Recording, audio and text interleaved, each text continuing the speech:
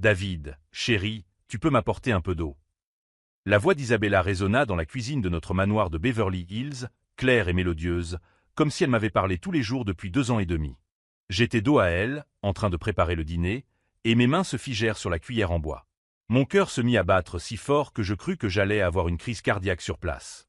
Isabella, ma femme milliardaire, venait de me parler pour la première fois depuis notre première rencontre. La même femme qui, 2 ans et demi plus tôt, avait complètement perdu la voix à cause d'un traumatisme psychologique grave après la mort soudaine de son père. La même femme qui ne communiquait avec moi que par des gestes, des notes écrites et une application de messagerie sur son téléphone portable. La même femme qui était enceinte de 6 mois de notre premier enfant. Je me suis retourné lentement, toujours la cuillère à la main, et j'ai regardé Isabella assise à la table à manger en marbre italien qui avait coûté plus cher que mon ancienne maison.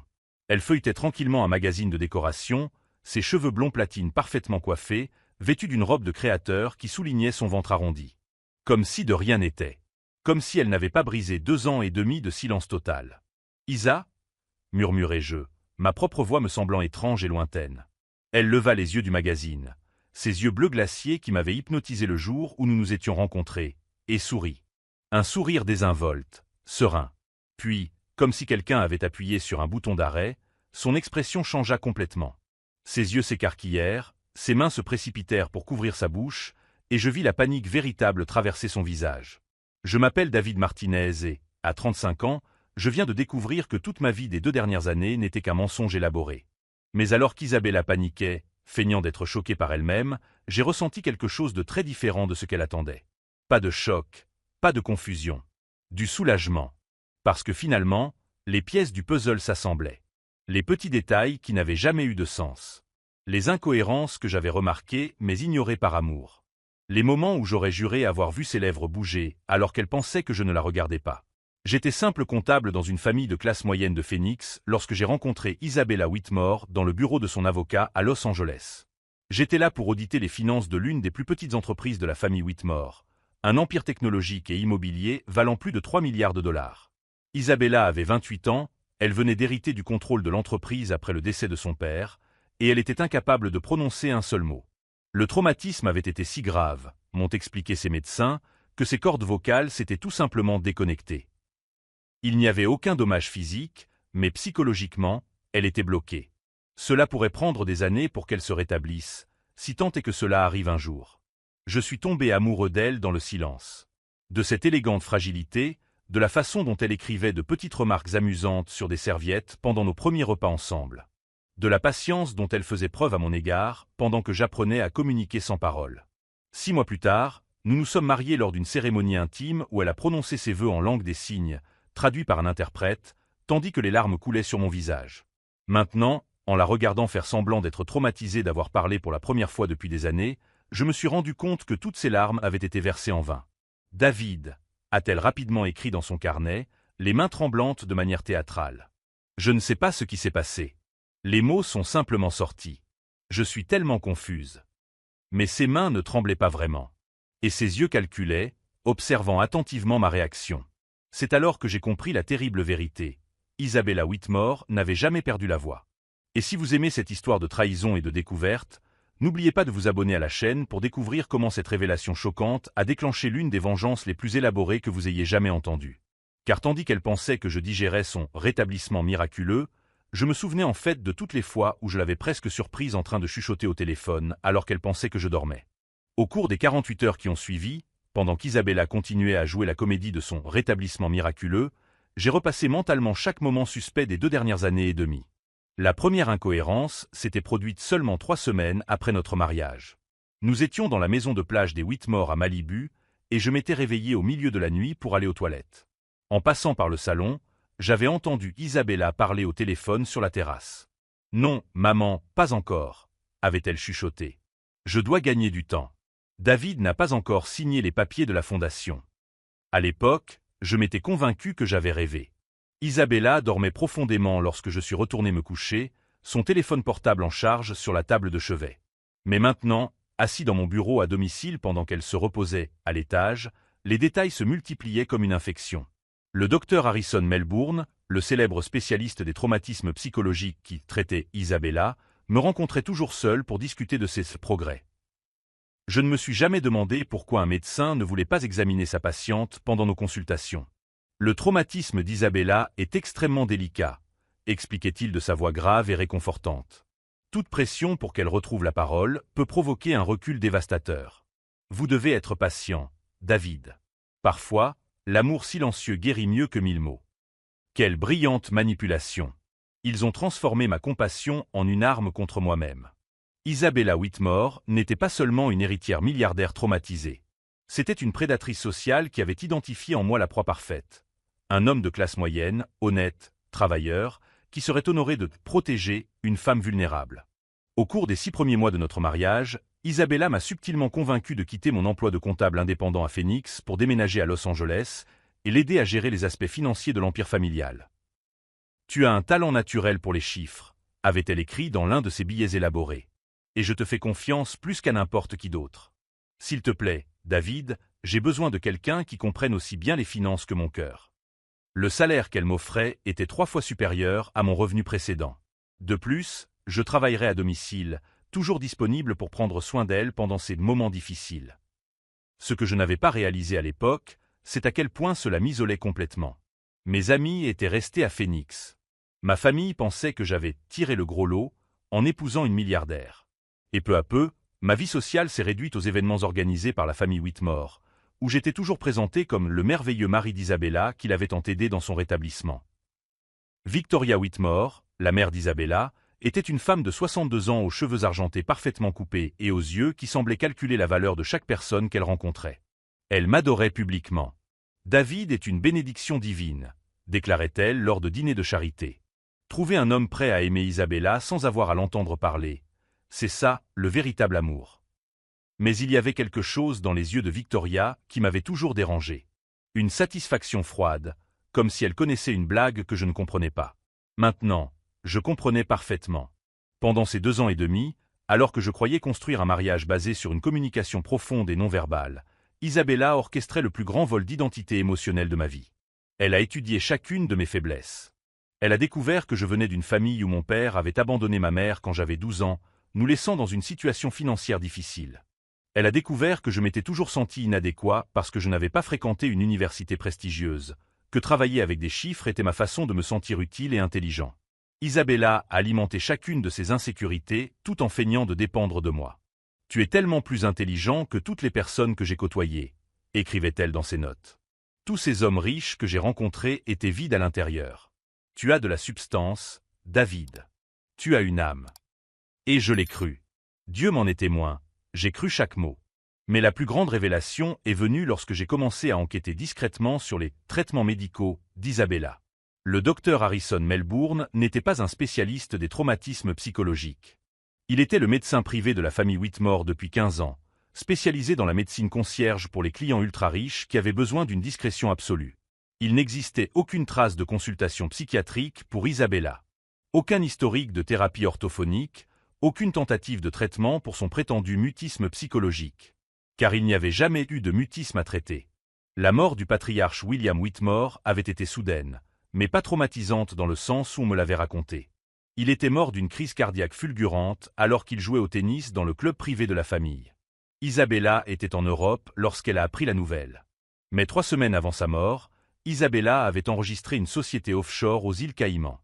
Une société qui, comme je l'ai découvert en fouillant dans les registres publics, a commencé à recevoir des virements de plusieurs millions de dollars de Whitmore Industries immédiatement après la mort de William. Le mutisme d'Isabella a commencé exactement au moment où elle a hérité du contrôle des entreprises. Et cela a coïncidé parfaitement avec le début de l'une des plus grandes opérations de blanchiment d'argent que j'ai jamais vues. Pendant 2 ans et demi, alors que j'organisais méticuleusement les finances légales de la famille, croyant aider une veuve traumatisée à préserver l'héritage de son père, Isabella détournait systématiquement les ressources de la société principale vers ses comptes privés. Elle a utilisé mon expertise comptable pour légitimer des transferts douteux, me faisant signer des documents en tant que conseiller financier de la famille, sans que je sache que je validais des transactions illégales. Je n'étais pas seulement un mari trompé. J'étais un complice involontaire d'un crime fédéral. Et maintenant, Isabella étant enceinte de 6 mois, je comprenais enfin le déroulement complet de sa stratégie. Elle avait besoin d'un mari respectable pour légitimer ses manœuvres financières. Elle avait besoin de quelqu'un qui s'y connaissait en comptabilité, mais qui n'avait pas suffisamment de relations dans l'élite financière pour découvrir ce qui se passait réellement. Et elle avait besoin de quelqu'un d'assez amoureux et protecteur pour ne jamais remettre en question ses actions. Mais surtout, elle avait besoin d'un héritier. Un fils qui garantirait son contrôle permanent sur l'Empire Whitmore, surtout si quelque chose m'arrivait. Assis dans ce bureau, regardant les documents que j'avais imprimés en secret, j'ai senti une froide rage m'envahir. Ce n'était pas seulement de la colère pour la trahison personnelle, mais aussi pour l'ampleur de la manipulation. Isabella n'avait pas seulement menti sur son état de santé. Elle avait construit toute une identité basée sur une vulnérabilité fabriquée, elle avait utilisé ma compassion comme un outil de contrôle et m'avait transformé en criminel à mon insu. Mais alors qu'elle faisait tranquillement la fête à l'étage, pensant que son rétablissement miraculeux serait le prochain chapitre de notre histoire d'amour, je découvrais quelque chose qu'elle n'aurait jamais pu imaginer. Au cours de mon enquête sur les registres financiers, j'ai trouvé des preuves que je n'étais pas son premier mari. Isabella avait déjà été mariée, à l'âge de 23 ans, à un jeune avocat nommé Marcus Sullivan, décédé dans un accident de voiture 6 mois après le mariage.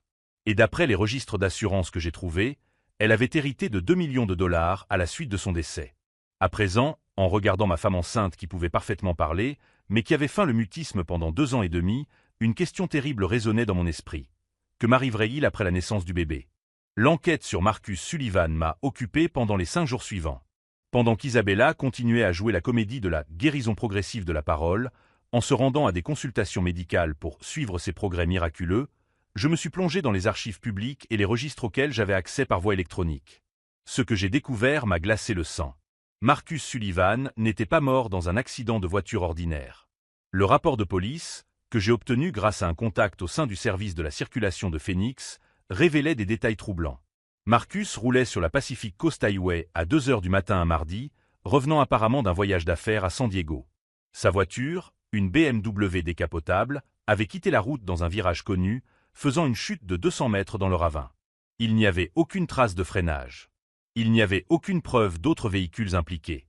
Il n'y avait aucune explication logique pour qu'un avocat expérimenté, qui connaissait parfaitement cette route pour l'emprunter chaque semaine, perde le contrôle par une nuit sèche et claire. Mais le détail qui m'a glacé le sang, c'est de découvrir qu'Isabella était censée rendre visite à sa tante malade à Portland ce week-end-là. Elle avait un alibi parfait, des témoins et même des registres d'hôtel. Exactement comme quelqu'un planifierait s'il voulait être loin lorsque quelque chose de terrible arriverait à son mari. « David, chéri, tu vas bien ?» demanda Isabella le jeudi matin, d'une voix douce et inquiète. « Tu sembles si distant ces derniers temps. Et fatigué. Tu dors mal ?» Je prenais mon petit déjeuner dans la cuisine, faisant semblant de lire mes emails sur mon ordinateur portable, alors qu'en réalité, je parcourais les dossiers d'assurance concernant la mort de Marcus. Je fermais rapidement l'écran. C'est juste le travail, Isa. J'ai beaucoup de chiffres à vérifier. Elle s'approcha derrière ma chaise, posant ses mains sur mes épaules. Pendant 2 ans et demi, ce geste m'avait apaisé. Mais à présent, je sentais chaque muscle de mon corps se contracter. Tu sais que tu n'as pas besoin de travailler autant maintenant que je peux à nouveau parler, murmura-t-elle à mon oreille. Nous pouvons engager un comptable pour l'entreprise. Tu peux te concentrer sur ton rôle de père. Être père. Sa grossesse de 6 mois. Le bébé qui naîtrait dans 3 mois et qui, d'après ce que je découvrais, serait mon arrêt de mort. Bien sûr, répondis-je en esquissant un sourire. Nous en discuterons après la naissance du bébé.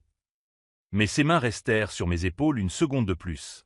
Et lorsque je me tournai pour la regarder, il y avait quelque chose de différent dans ses yeux. Une froideur qu'elle ne parvint pas à dissimuler complètement. Isabella Whitmore avait compris que j'étais en train d'enquêter sur quelque chose. Cet après-midi-là, j'ai appelé Jake Morrison, mon meilleur ami depuis l'université et désormais détective privé à Phoenix. Jake était l'une des rares personnes de mon passé qui n'avait pas été complètement coupée de ma vie après mon mariage. David, mec, ça fait des mois qu'on ne s'est pas parlé. Comment ça va au paradis des milliardaires? Jake, j'ai besoin de ton aide. Et j'ai besoin que tu sois discret. Le ton de ma voix a dû immédiatement l'alerter. Que se passe-t-il? J'ai retrouvé Jake dans un café de Santa Monica le jour même, loin de Beverly Hills, loin de tout endroit où Isabella aurait pu avoir des yeux et des oreilles. Je lui ai tout raconté, la comédie du mutisme, les magouilles financières, Marcus Sullivan. Jake m'a écouté sans m'interrompre, prenant parfois des notes dans un petit carnet. Quand j'ai eu fini, il est resté silencieux pendant une longue minute. « David, a-t-il fini par dire, vous me dites que vous pensez que votre femme milliardaire a assassiné son premier mari et que vous pourriez être le prochain? Je sais ce que cela peut laisser penser, Mais cela laisse penser qu'il s'agit d'une femme extrêmement dangereuse, qui dispose de ressources illimitées et n'hésite pas à éliminer les obstacles. Jake a fermé son carnet. La question est, que voulez-vous faire à ce sujet? C'était la question qui me hantait depuis 5 jours. Que pouvais-je faire? Isabella contrôlait toute notre vie financière. La maison était à son nom. La voiture que je conduisais était à son nom. Mon compte bancaire personnel contenait moins de 3 000 $. Le reste de mon salaire allait directement sur un compte joint qu'elle gérait. Si j'essayais de la dénoncer, ce serait ma parole contre celle d'une milliardaire respectée qui disposait d'une équipe entière d'avocats, de médecins et de relations publiques. Qui croirait que la pauvre héritière traumatisée était en réalité une meurtrière manipulatrice? J'ai besoin de preuves, ai-je finalement dit. Des preuves qu'elle ne peut pas réfuter ou expliquer. Et il faut faire vite, a ajouté Jake d'un ton sombre. Parce que si elle soupçonne que tu sais quelque chose. Il n'avait pas besoin de terminer sa phrase. Nous savions tous les deux ce qui était arrivé à Marcus lorsqu'il était devenu un problème. Je suis rentré à la maison ce soir-là et j'ai trouvé Isabella dans le salon, feuilletant des magazines pour bébé, son ventre rond confortablement installé sur le canapé en cuir italien. « Comment s'est passée ta journée, chérie ?» demanda-t-elle sans lever les yeux du magazine. « Normal. Réunion, chiffres, rien de très intéressant. » Mais lorsque je m'apprêtais à embrasser son front, un rituel automatique que nous avions pris, elle me retint le poignet. « David, dit-elle doucement, ses yeux bleus fixés sur les miens. Tu sais que tu peux tout me dire, n'est-ce pas? Nous sommes partenaires. En tout. Le mot « partenaire » sortit de sa bouche comme une menace voilée. Bien sûr, Isa. Tu es tout pour moi. Elle sourit, mais ce sourire n'atteignit pas ses yeux. C'est cette nuit-là, allongé à côté d'elle en faisant semblant de dormir, que je pris la décision qui allait tout changer. Isabella Whitmore avait systématiquement détruit la vie d'au moins 2 hommes. Elle avait menti, manipulé, volé et peut-être même assassiné pour bâtir son empire de mensonges. Mais elle avait commis une erreur fatale. Elle avait choisi comme victime un comptable qui avait passé toute sa vie à décortiquer des chiffres, à trouver des incohérences et à découvrir où l'argent était réellement caché. Si elle voulait jouer au chat et à la souris, j'étais prêt à jouer le jeu. Mais cette fois, je ne serais pas la souris. Au cours des 3 jours suivants, j'ai mené une double enquête. Officiellement, je continuais à gérer les finances de la famille Whitmore, remplissant mes devoirs de mari dévoué. Mais officieusement, je cartographiais chaque transfert suspect, chaque société fantôme, chaque compte offshore. Et j'ai découvert quelque chose qui m'a fait comprendre qu'Isabella n'était pas seulement une meurtrière. C'était une meurtrière en série dans le monde des affaires. Au cours des 8 dernières années, 3 hommes étaient morts après avoir épousé des femmes qui avaient ensuite hérité de fortunes considérables. 2 suicides apparents, un accident de voiture. Tous ont fait l'objet d'enquêtes superficielles, tous ont été classés comme des tragédies sans suspect. Mais lorsque j'ai analysé les schémas financiers, j'ai découvert que la même société offshore des îles Caïmans recevait des virements importants après chaque décès. Isabella n'était pas seulement une veuve noire. Elle dirigeait un réseau. Cette découverte m'a frappé comme un coup de poing dans l'estomac. Je n'avais pas seulement affaire à une femme dangereuse, mais à une organisation qui avait transformé le mariage en meurtre en une activité commerciale. Et maintenant, assis dans mon bureau tandis qu'Isabella se reposait à l'étage, je comprenais enfin pourquoi elle avait choisi de se soigner exactement à 6 mois de grossesse. C'était le timing parfait. Le bébé naîtrait dans 3 mois. Elle aurait un héritier assuré. Et moi, le comptable qui en savait trop sur ses opérations financières, je deviendrais un autre accident tragique qu'elle pleurerait publiquement tout en héritant de tout ce qui resterait de ma vie. Mais Isabella Whitmore avait sous-estimé une chose cruciale à propos de David Martinez. Je n'étais pas Marcus Sullivan, le jeune avocat idéaliste qui avait probablement découvert quelque chose trop tard. Je n'étais aucun des autres hommes qu'elle avait manipulés et éliminés. J'étais un comptable qui avait grandi dans une famille où chaque centime comptait, qui avait appris dès son enfance que survivre signifiait toujours avoir 3 longueurs d'avance.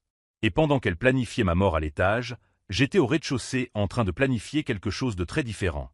Jake m'avait donné 72 heures pour rassembler suffisamment de preuves avant de mettre en œuvre le plan que nous avions élaboré cet après-midi-là au café. 72 heures pour renverser complètement la situation. Car si Isabella Whitmore voulait éliminer David Martinez, elle devrait d'abord affronter une version de lui qu'elle n'avait jamais connue. Une version qui n'accepterait pas de mourir en silence. Les 72 heures que Jake m'avait accordées se sont transformées en l'opération la plus complexe de ma vie. Mais il ne s'agissait pas seulement de rassembler des preuves, il fallait aussi survivre assez longtemps pour les utiliser. Isabella était en train de changer. Subtilement, mais sûrement. Le lendemain matin, après notre conversation miraculeuse, Elle m'a préparé mon petit déjeuner en personne. Une chose qu'elle n'avait jamais faite en 2 ans et demi de mariage. « Laisse-moi prendre soin de toi maintenant que je peux à nouveau parler », m'a-t-elle dit en posant la tasse fumante devant moi avec ce sourire qui n'atteignait pas ses yeux. Le café avait un goût légèrement amer que je ne reconnaissais pas. J'ai fait semblant de le boire, puis j'ai discrètement versé le liquide sur une plante lorsqu'elle a quitté la cuisine. La plante est morte en 2 jours. Le même matin, j'ai appelé Jake à l'aide d'un téléphone prépayé que j'avais acheté sur le chemin du travail. Elle teste des poisons, ai-je dit sans préambule. Bon sang, David. Tu en es sûr? La plante de la cuisine est morte. Et Isabella m'a suggéré de me détendre davantage, peut-être de travailler moins. Jake est resté silencieux pendant un moment. D'accord, changement de plan. Nous n'avons pas 72 heures. Nous en avons 48 au maximum. Je vais accélérer l'enquête sur son réseau. Pendant que Jake s'occupait des aspects juridiques, j'ai commencé à mettre en œuvre la partie que seul un comptable ayant un accès complet aux finances de la famille pouvait exécuter. Au cours des 2 dernières années et demie, en organisant méticuleusement les comptes d'Isabella, j'avais involontairement cartographié toute la structure financière de ce qui s'avérait désormais être une opération criminelle internationale. Mais il y avait quelque chose qu'Isabella ignorait à mon sujet. Quelque chose qu'elle n'avait jamais découvert lors de son enquête prémaritale sur David Martinez, le modeste comptable de Phoenix. Avant de devenir comptable, j'avais passé 3 ans à travailler pour le FBI en tant qu'analyste financier junior. Ma spécialité était de traquer le blanchiment d'argent des cartels mexicains. J'avais quitté le bureau après l'assassinat de mon supérieur hiérarchique, officiellement un cambriolage qui avait mal tourné, officieusement une exécution pour s'être trop approché de la vérité. C'est pourquoi j'avais déménagé à Phoenix, changé mon nom de David Martinez Santos à simplement David Martinez, et suis devenu un comptable indépendant anonyme.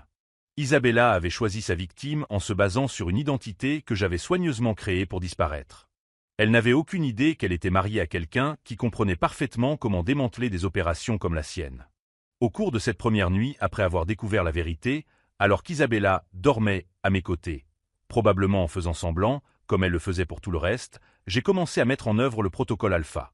Le protocole Alpha était le système que nous avions développé au FBI pour les situations où un agent était infiltré dans une opération à haut risque et devait signaler une urgence sans compromettre sa position. À l'aide de mon ordinateur portable personnel, j'ai accédé à un serveur sécurisé que je n'avais pas utilisé depuis 5 ans. J'ai téléchargé toutes les données financières que j'avais collectées sur les opérations d'Isabella. Virements, comptes offshore, modèles de transactions, liens entre les sociétés fantômes. Mais je ne me suis pas arrêté là. À l'aide des identifiants d'accès qu'Isabella m'avait donnés pour faciliter mon travail, j'ai commencé à mettre en place des traces numériques inversées pour chaque transaction suspecte. Je ne me contentais pas de documenter les crimes, je créais une piste d'audit qui mènerait inévitablement à elle. L'astuce consistait à faire en sorte que tout cela ressemble à une routine administrative. Chaque matin, je classais des fichiers financiers, créant des sauvegardes sur plusieurs serveurs dont Isabella ignorait l'existence. Chaque après-midi, je mettais à jour des feuilles de calcul, en insérant des codes qui ressemblaient à des références comptables normales, mais qui étaient en fait les coordonnées GPS de propriété où des preuves physiques étaient cachées. Jake travaillait simultanément sur le volet juridique, mais il a découvert quelque chose qui a complètement changé notre stratégie. David, son réseau est plus vaste que nous ne l'imaginions, m'a-t-il dit lors de notre 2e rencontre secrète, cette fois dans le parking d'un centre commercial à Pasadena. Il n'y a pas que 3 décès. Il y en a au moins 8 au cours des 12 dernières années, répartis dans 5 États différents. 8. Ce chiffre m'a fait l'effet d'un coup de poing dans l'estomac. Et ce n'est pas tout. Le docteur Harrison Melbourne n'est pas seulement le médecin de famille. Il est le coordinateur médical de toute l'opération. C'est lui qui fournit les poisons, falsifie les certificats de décès, coordonne avec les médecins légistes corrompus. Bon sang. Isabella n'est pas seulement une tueuse en série, David. Elle est la PDG d'une entreprise de meurtre spécialisée dans les hommes riches et vulnérables. Cela expliquait tout. La précision avec laquelle elle m'avait étudié, les recherches détaillées sur ma situation financière et émotionnelle, la façon dont chaque aspect de notre relation avait été calculé pour maximiser ma dépendance. Quelle est la prochaine étape? Demandai-je. Nous avons besoin de preuves matérielles des poisons. Et nous avons besoin d'enregistrements d'elle avouant ou au moins admettant avoir connaissance des meurtres précédents. C'est là que j'ai élaboré la partie la plus risquée du plan. Le lendemain soir, pendant le dîner, j'ai commencé à mettre en œuvre la phase 2. Isa, ai-je dit calmement en coupant mon steak, j'ai beaucoup réfléchi à notre avenir depuis que tu as retrouvé la parole. Elle a levé les yeux, mâchant délicatement. Oh, quel genre de réflexion! Je veux être un meilleur père que le mien. Cela signifie être honnête avec notre famille. J'ai fait une pause stratégique. À propos de tout. Un flash presque imperceptible de tension a traversé son visage. Que veux-tu dire par là? Je veux dire que s'il y a quelque chose dans notre passé que notre fils devrait savoir quand il grandira, je préfère que tu me le dises maintenant, pour que nous puissions y faire face ensemble. Isabella posa lentement sa fourchette sur son assiette. Très lentement. David, chéri, il n'y a rien dans mon passé que tu ne saches déjà. Même pas à propos de Marcus. Le silence qui suivit dura exactement 14 secondes. Je les ai comptés. Comment as-tu su pour Marcus? Ce n'était pas un déni. C'était un aveu. Des documents d'assurance sont apparus lorsque je classais tes dossiers financiers. J'ai trouvé étrange que tu n'aies jamais mentionné un précédent mariage. Elle prit une profonde inspiration, et je vis son esprit travailler rapidement, calculant ce qu'elle devait révéler, ce qu'elle devait nier, comment tourner la situation à son avantage. Marcus était compliqué, dit-elle finalement. Il ne supportait pas la pression d'être marié à une Whitmore. Il s'est mis à boire, à devenir paranoïaque, accusant ma famille de choses terribles. Quel genre de choses? Des choses concernant nos finances. Il pensait que nous cachions de l'argent, que nous blanchissions de l'argent par le biais des entreprises. Des fantasmes paranoïaques alimentés par l'alcool. Chaque mot était une confession déguisée en justification. Et l'accident? Il conduisait en état d'ivresse, David. En fait, il était en fuite. Il avait volé 200 000 $ sur le compte de l'entreprise et s'enfuyait vers le Mexique quand il a perdu le contrôle de sa voiture. Des mensonges tissés avec suffisamment de détails pour paraître vrais. Mais j'avais vu les rapports de police. Marcus était sobre quand il est mort. Ça a dû être terrible pour vous. Ça a été dévastateur. C'est pourquoi j'ai été si reconnaissante quand je vous ai rencontré, David. Quelqu'un qui m'aime sans rien attendre d'autre que moi-même. À ce moment-là, en regardant cette femme enceinte de 6 mois qui avait tué au moins 8 personnes et qui prévoyait de me tuer dans 3 mois, j'ai compris quelque chose de fondamental. Isabella Whitmore n'était pas seulement une meurtrière. C'était une artiste de la manipulation qui avait transformé le meurtre en une forme d'art. Et si vous suivez avec moi ce parcours fait de découvertes terrifiantes, abonnez-vous à la chaîne, car la façon dont je vais renverser la situation surprendra même les prédateurs les plus expérimentés.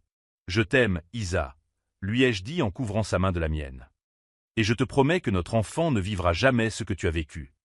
Elle a souri, ce sourire chaleureux et convaincant qui m'avait fait tomber amoureux d'elle 2 ans et demi plus tôt. Je sais que tu me protégeras, David. Toujours. Mais pendant qu'elle parlait de protection et d'amour éternel, j'activais discrètement l'enregistreur numérique caché dans ma montre. Chaque mot qu'elle avait dit sur Marcus, chaque détail de sa justification, était désormais documenté de manière permanente. Et le lendemain, la phase finale du protocole Talfa commencerait. La phase où David Martinez, humble comptable, disparaîtrait complètement et où David Martinez Santos, ancien analyste du FBI spécialisé dans le démantèlement des réseaux criminels, referait surface pour mettre en œuvre le piège le plus élaboré de sa carrière. Isabella Whitmore avait passé 2 ans et demi à étudier sa victime. Il était maintenant temps pour elle de découvrir qui elle avait vraiment épousé. La mise en œuvre du protocole Alpha a commencé le lundi, 3 semaines après ma découverte initiale. Alors qu'Isabella se préparait pour son rendez-vous médical matinal, un rendez-vous dont elle ignorait qu'il était surveillé par le FBI depuis 48 heures, j'étais au bureau, coordonnant la phase la plus délicate de toute l'opération. La première étape était apparemment insignifiante. J'ai clôturé notre compte joint et transféré tous les fonds vers un compte fédéral bloqué. Isabella s'en rendrait compte lorsqu'elle tenterait d'accéder à l'argent pour ses activités habituelles, mais d'ici là, il serait déjà trop tard. La deuxième étape était plus subtile. J'ai activé les traces numériques inversées que j'avais mises en place au cours des 15 derniers jours. Chaque transaction suspecte qu'Isabella avait autorisée au cours des 2 dernières années générait désormais automatiquement des rapports destinés au département du Trésor, au fisc fédéral et au FBI. Il ne s'agissait pas seulement de preuves passives. C'étaient des preuves actives qui se multipliaient d'heure en heure. David. La voix d'Isabella résonna depuis l'étage supérieur. Tu peux monter? J'ai besoin de te parler de quelque chose. Il était 10h30 du matin. Le moment était parfait. Je montais lentement les escaliers, chaque pas calculé. Sur la dernière marche, je vérifiais discrètement que le micro de ma montre était activé. Le signal vert confirma que Jake et son équipe écoutaient chaque mot en temps réel. Isabella était assise sur le bord de notre lit, vêtue d'un peignoir en soie bleue qui coûtait plus cher que le salaire annuel d'un travailleur moyen. Son ventre de 7 mois ressortait, et pendant un instant, juste un instant, j'ai ressenti un pincement de quelque chose qui aurait pu être du remords. Mais ensuite, je me suis souvenu de Marcus Sullivan. Et des 7 autres hommes. « Assieds-toi, chérie, dit-elle en tapotant le matelas à côté d'elle. Je préfère rester debout. » Elle pencha la tête, ses yeux bleus scrutant mon visage avec une nouvelle intensité. « David, tu es différent depuis quelques semaines. Tu es distant. Je m'inquiète pour le bébé. C'est normal, non? » Oui. Elle fit une pause, et je vis ses mains bouger nerveusement sur le tissu de son peignoir. Mais ce n'est pas tout. Tu m'espionnes, David. Le silence qui suivit dura exactement 8 secondes. Jake m'avait appris que toute réponse donnée en moins de 3 secondes semblerait préparée, et que toute réponse donnée en plus de 10 secondes confirmerait ma culpabilité. Pourquoi penses-tu cela? Parce que je ferais la même chose à ta place. Elle se leva lentement, sa main droite glissant dans la poche de son peignoir. Quand tu as commencé à poser des questions sur Marcus, j'ai su que ce n'était qu'une question de temps. Ma main se dirigea instinctivement vers le téléphone portable dans ma poche, où le bouton d'alarme était programmé. 2 pressions et l'équipe du FBI ferait irruption dans la maison en moins de 90 secondes. Mais Isabella était enceinte de 7 mois. Et il y avait quelque chose dans ses yeux. Pas une menace, mais de la résignation. « Isabella, dis-je calmement, retire ta main de ta poche. Ce n'est pas ce que tu penses. » Elle retira sa main, révélant une enveloppe blanche. « Ce sont des documents, David. Des documents que tu voudras voir. » Elle tendit l'enveloppe, mais je ne fis aucun geste pour la prendre. « Pose-la sur le lit. » Isabella obéit, reculant de quelques pas, « Ouvre-la. S'il te plaît. » Je m'approchai prudemment, sans la quitter des yeux, et pris l'enveloppe. À l'intérieur se trouvait une seule feuille de papier à en-tête d'un laboratoire médical de Beverly Hills. Un test ADN. Le bébé qu'Isabella portait n'était pas le mien. « Il y a 7 mois, dit-elle doucement, alors que tu étais en voyage à Phoenix pour rendre visite à ta mère, j'ai rencontré quelqu'un. Ce n'était pas prévu, David. C'était un moment de faiblesse, et j'ai arrêté de lire. Non pas parce que j'étais choqué par son infidélité, mais parce que j'ai reconnu le nom du père biologique indiqué sur le document. Dr Harrison Melbourne. Le médecin qui coordonnait toute l'opération des assassinats. Bon sang, ai-je murmuré. David, je sais que cela change tout entre nous, mais j'ai besoin que tu comprennes quelque chose. Isabella s'approcha d'un pas. Harrison n'est pas seulement mon médecin. Il est le cerveau derrière tout ça. Le réseau, les assassinats, les montages financiers. Tout. Et soudain, toutes les pièces du puzzle se remirent en place dans mon esprit. Tu n'es pas la patronne, dis-je lentement. Tu n'es qu'un pion parmi d'autres. Je suis prisonnière, David. Depuis 12 ans. De vraies larmes commencèrent à couler sur son visage. Harrison a tué mon premier mari quand j'ai découvert qu'il utilisait notre entreprise pour blanchir de l'argent. Il a tué le deuxième quand il a commencé à poser des questions sur nos transactions bancaires. Et Marcus. Marcus a découvert la vérité sur Harrison. Il a essayé de m'avertir, mais Harrison avait toujours une longueur d'avance. Quand Marcus est mort, Harrison m'a dit que je serais la prochaine, à moins que je ne coopère pleinement. Mon esprit travaillait frénétiquement, traitant ces nouvelles informations. Si Isabella disait la vérité, alors elle n'était pas la prédatrice que je pensais. Elle était une autre victime. Mais il y avait un problème avec cette histoire. Si vous êtes prisonnière, dis-je lentement, pourquoi me racontez-vous cela maintenant? Pourquoi pas avant? Isabella baissa les yeux. Parce que Harrison m'a dit que vous étiez différent des autres. Que vous étiez spécial. Il m'a dit que si je parvenais à vous garder heureux et ignorant jusqu'à la naissance du bébé, il me libérerait. Et vous l'avez cru. Je voulais y croire. Elle m'a regardé à nouveau. Mais quand j'ai commencé à retrouver ma voix, ce n'était pas miraculeux, David. Harrison a dit qu'il était temps de préparer votre départ. Les pièces du puzzle se sont enfin assemblées. Il va me tuer après la naissance du bébé. En fait, a dit une voix familière depuis la porte, je vais le tuer bien avant cela. Le docteur Harrison Melbourne se tenait à l'entrée de la chambre, vêtu de son costume impeccable, tenant une seringue que je reconnus comme étant celle qui avait tué la plante de la cuisine. « Bonjour, David. Isabella m'a dit que vous posiez beaucoup de questions. Des questions dangereuses. » Ma main se précipita vers mon téléphone portable, mais Harrison fut plus rapide. D'un seul mouvement précis, il pressa la seringue contre ma gorge. Pas de mouvement brusque. Cette seringue contient du succinylcholine. Une mort rapide et apparemment naturelle. Les médecins légistes diront que c'est une crise cardiaque.